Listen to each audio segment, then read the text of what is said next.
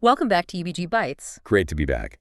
Today, we're getting into something really fundamental if you're working anywhere near Apple security. We're talking the hardware foundations, the biometric systems. Exactly. And since you folks are already deep into pen testing, red teaming, vulnerability management, we're not going to, rehash the basics. No, definitely not. We're zooming in on the architectural specifics, the stuff derived from the source material, the actual silicon, the sensors, how they're designed to protect data and system integrity right down at the hardware level. Right. Peeling back the software to look at the bedrock security is built on. So let's start right there with Apple's custom silicon. That's the logical starting point, isn't it? Their custom chips are the base because they integrate security components right onto the die. Dedicated hardware for security tasks. And the absolute heart of that has to be the secure enclave. How should we think about that? What's its core job? Well, you can think of the secure enclave as basically a dedicated processor, completely isolated from the main application processor. It's so crucial because it sets up a hardware root of trust right from the start. How does it do that? It has its own immutable boot ROM. Mm-hmm. That's code physically burned into the silicon. You can't change it. Immutable boot ROM. Okay, so that's the anchor, unchangeable. Precisely. When the system boots up, iBoot, the main bootloader, carves out a specific protected chunk of memory just for the secure enclave. Mm-hmm. And even before using that memory, the secure enclave's own boot ROM kicks off its memory protection engine. This engine basically encrypts the secure enclave's working memory, keeping its operations totally separate and secure. So its own workspace is locked down and encrypted from square one. What about unique device identity? We always hear about the UID. Ah, yes, the unique ID. Every single device has one. It's a root crypto key fused right into the SOS, the main chip. What's really interesting, though, starting from the A9 chip onwards, is how it gets there. It's generated by the secure enclave's own on-chip true random number generator during manufacturing. So it's not like programmed in from an external source. No, exactly. It's generated right there on the die, inside the secure enclave, and fused in place. That whole process happens internally, meaning the UID itself is never actually visible outside the device during manufacturing. Not to Apple, not to anyone in the supply chain. That's a really key point for security, right? Stops anyone from grabbing that critical key beforehand. And user data encryption keys, they link back to this UID somehow. They do. Well, more accurately, the encryption keys are rooted in entropy that's stored in the secure enclave's dedicated secure non-volatile storage. The UID plays a role in protecting access to that entropy, but the entropy itself comes from that secure storage. Circle back to that storage bit. Okay. And speaking of encryption, the source material makes a point about dedicated cryptographic engines built right into the hardware path. Yeah, the AES engine is the prime example. It's physically built into the direct memory access, or DMA, path. It's designed specifically for super efficient file encryption, like for File Vault. And the design prevents other software from accessing it, even the kernel. That's the goal. It's meant to be inaccessible to software running outside the secure enclave. It operates transparently for encryption tasks, but keeps the keys and the crypto operations themselves shielded from the application processor and its software. Interesting. And the source mentions different modes depending on the chip generation. Like on A14, M1, and newer, it's AES 256 in XTS mode, using a KDF to drive both the 256-bit tweak and cipher keys from one file key. Okay. Whereas on older chips, say A9 to A13, S5 to S9, it was AES 128 XTS, splitting a 256-bit file key into the 128-bit tweak and cipher keys. Adapting the crypto to the silicon. Makes sense. What about the secure neural engine? That sounds like it's tied tightly to biometrics. Absolutely. Yeah. On the newer chips, A14, M1+, Apple Vision Pro, anything with Face ID, really, the secure neural engine isn't separate hardware.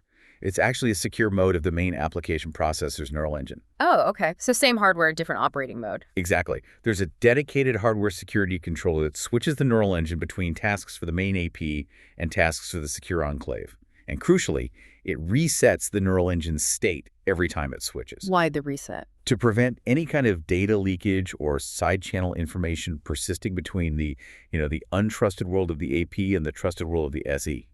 Keeps them firewalled. And how does it protect the biometric data it's processing in that secure mode? It uses its own dedicated engine for memory encryption and access control within that mode. It has a separate crypto key, a separate memory range. This ensures that when it's processing sensitive stuff like turning a face scan into a mathematical template, it can only access authorized memory. And ultimately, access is policed by an IOMMU that's controlled by the SEEP OS kernel, the Secure Enclave's OS. Got it. Okay, that maps out the key silicon bits. Secure Enclave, crypto engines, secure neural engine, and how they maintain isolation. Let's build on that now and talk boot integrity and storage protection because, a secure chip isn't much good if the OS it runs is compromised. Right, so building on that immutable boot ROM, starting with the A10 chip, the Secure Enclave boot ROM does something critical. It calculates a hash of SEPOS, the Secure Enclave's operating system, and locks that hash into a special hardware register. A hardware register, okay. And that hash is then used with the public key accelerator for certain crypto operations, effectively binding those keys to that specific OS image. So you get this direct hardware-enforced link between the code and the keys. Exactly. And then on A13 chips, and later they added another layer, the Secure Enclave's boot monitor. The boot monitor, what does that add? It enforces even stronger integrity checks on SEPOS and any other code the Secure Enclave loads later. One key function is preventing the Secure Enclave itself from messing with its own SCIP configuration. That's System Coprocessor Integrity Protection. How does that work? When the Secure Enclave boot ROM wants to make some loaded code executable, like SEPOS, it tells the boot monitor the address and size. And the boot monitor acts like a gatekeeper. Pretty much. It resets the Secure Enclave processor first, then it recalculates the hash of that code again, just to make sure it wasn't tampered with after loading. Then it updates the SCIP settings to only allow execution of code matching that specific verified hash. Finally, it lets the execution start. Wow. And it does this for other code loaded during boot too, maintaining this running hash that includes all the critical security parameters of the boot process. That sounds incredibly tightly controlled. A hardware-verified chain of trust just within the Secure Enclave itself. Oh. Okay, you mentioned earlier that user data encryption keys are rooted in entropy from secure non-volatile storage. Let's dig into that storage component. Right, so this is a physical chip connected to the Secure Enclave over a dedicated I2C bus. And again, the key word is dedicated. Only the Secure Enclave can talk on this bus. This is where that fundamental entropy, the randomness needed for user data keys, is stored. And is there a more advanced version of this? Yes, starting with the A12, S4, and later chips, the Secure Enclave is paired with a dedicated secure storage component, or SSC.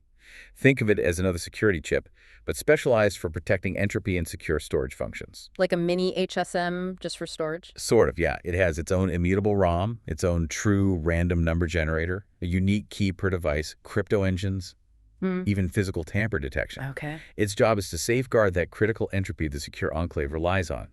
The SE and SSC talk over an encrypted and authenticated protocol, ensuring only the paired SE can get access. And the source mentioned a second-generation SSC more recently. It did.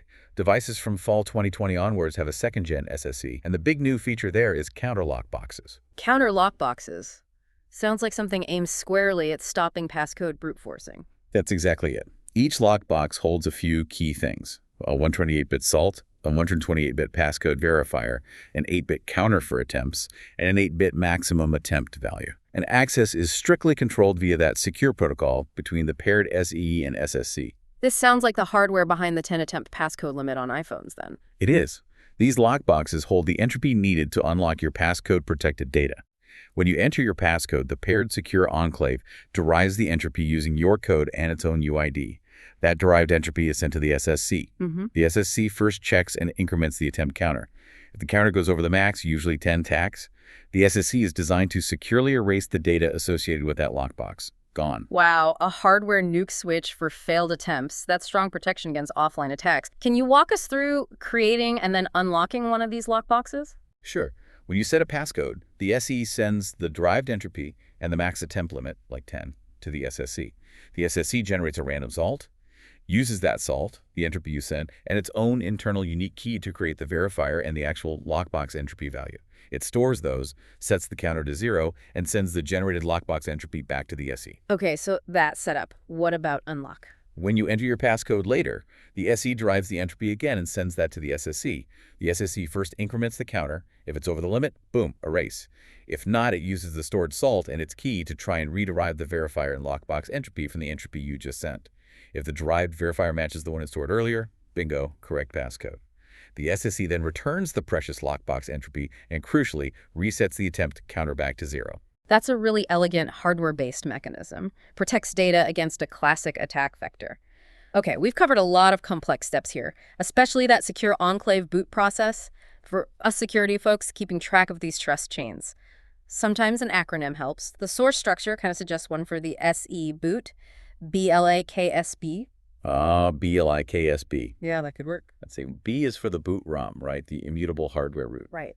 L is for locks, how the SEPOS hash gets locked into that register on A10 and later. Okay. Those for integrity checks, especially how they're boosted by the boot monitor on A13+. K is for kernel, making sure the SEPOS kernel image is validated. Got it. S reminds us of the SCIP settings, the system coprocessor integrity protection that the boot monitor updates to allow execution. And the last B?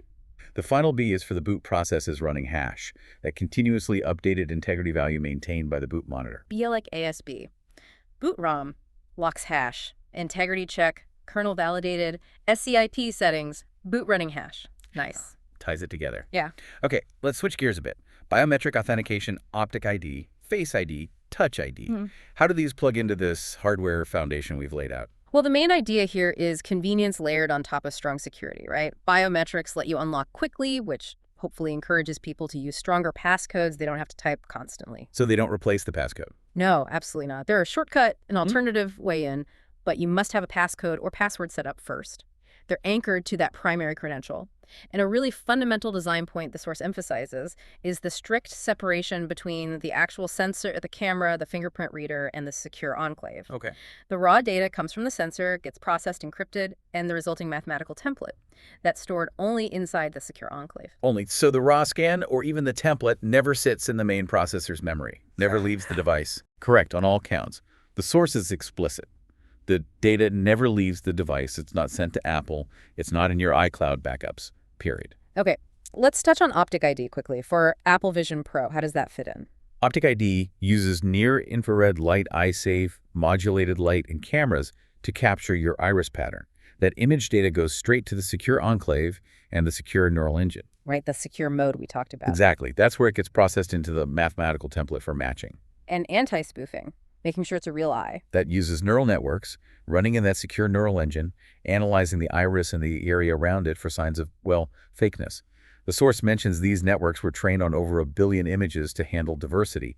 And again, template data, encrypted, only available to the secure enclave. Makes sense. Face ID is probably the one most people know. True depth camera system. Right. And it relies heavily on neural networks, too, for checking if you're paying attention, for the actual facial matching, and for anti-spoofing, detecting masks, photos, etc.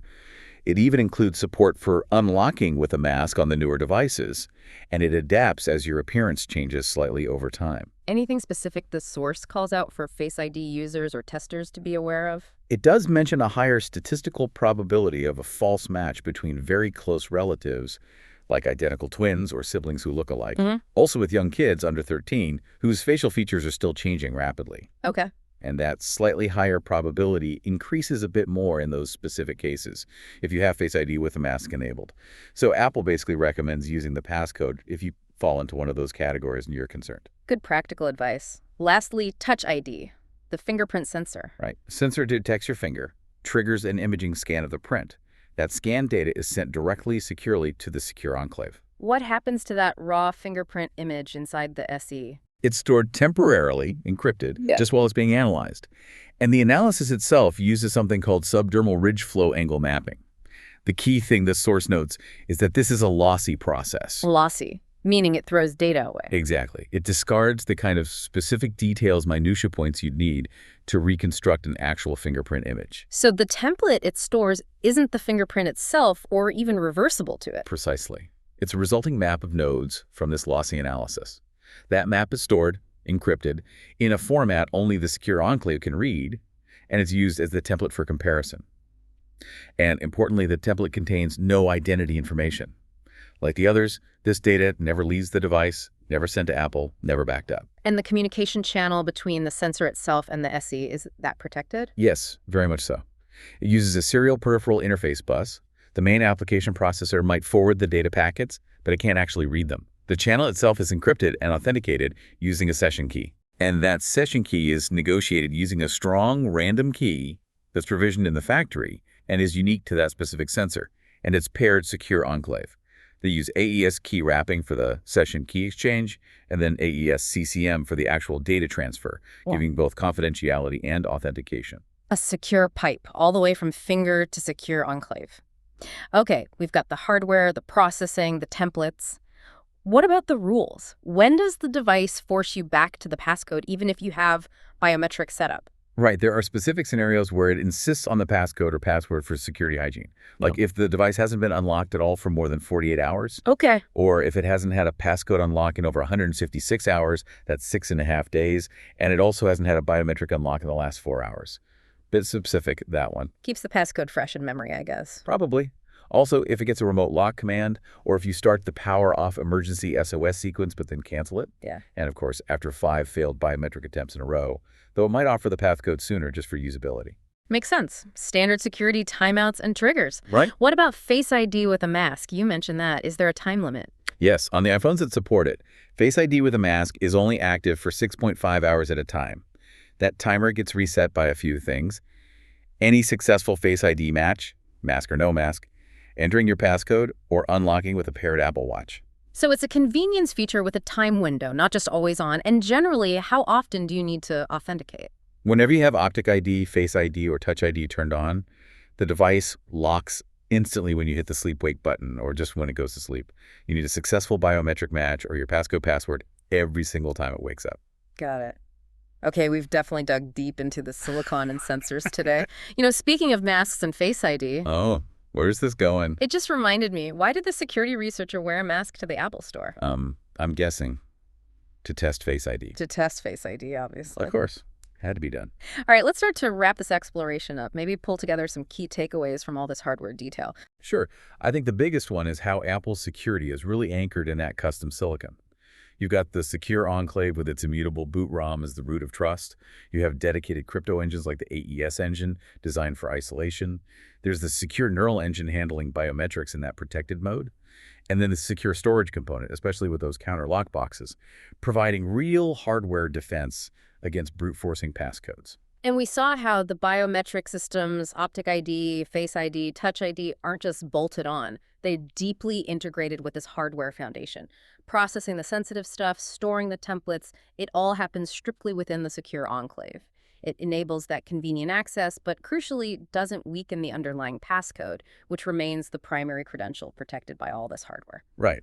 And thinking about where you, as security pros, might actually interact with or need to understand these layers. Yeah. Well, the source material mentions things like hardware debugging tools like JTAG, interfacing with SOC components. That's pretty low-level stuff. Yeah, and you'll definitely encounter the effects on physical access interfaces, right? Thunderbolt, USB, Lightning, even SD cards. The source talks about data connections being restricted after the device has been locked for an hour, or if you plug in unknown accessories. That's the OS, guided by the secure Enclave state, limiting potential attack surfaces. Mobile device management, MDM, is another big one. MDM solutions can enforce passcode policies, manage activation lock, push configuration profiles, some lockable, and even use managed device attestation. That attestation feature actually uses the secure Enclave to cryptographically prove the device's identity and security posture back to the MDM server. Apple Configurator for Mac also gets a mention, used for provisioning via USB, operating at that layer where setup interacts with these security features. And concepts like Secure Token and Bootstrap Token for file vault management, they show how even disk encryption keys ultimately trace their protection back to the user's password and that hardware UID in the secure Enclave. And if you really want to go deeper based on hints in the source material, there are tons of avenues. You could dig into the specific crypto choices mentioned. AES XTS, CHA-20, Poly 1305, ED2 551, Curve 2559, HKDF, HA 512.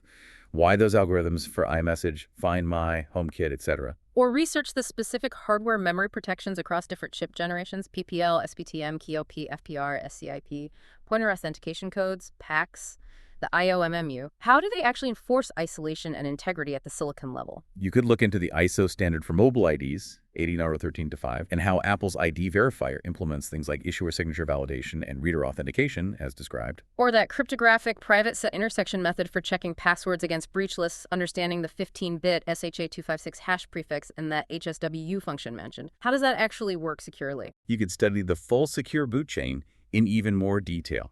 Boot ROM, LLB, iBoot, and how the secure Enclave's SEP-OS boot fits in alongside the main OS boot. And of course, delve into APFS architecture, the different data protection classes built on this hardware, and how things like cryptexes work for features like rapid security responses. Definitely no shortage of research topics there, which kind of leads to a final thought, a lingering question maybe. We've talked a lot about how robust the core silicon security is, the hardware roots of trust, the boot integrity. The source even explicitly calls out peripheral processors as potential targets if they aren't secured properly. So the question becomes, given that heavily fortified core, how might sophisticated attackers realistically try to bypass it? Are they focusing on the seams, the interfaces between that secure core and the necessary but perhaps less hardened peripheral software layers, maybe even third-party components that have to connect to the system? It really highlights that security is often about finding the weakest link, doesn't it? You harden the castle keep so attackers probe the walls, the gates, the supply lines. Something to definitely keep in mind out there. Thanks for joining us on UBG Bytes.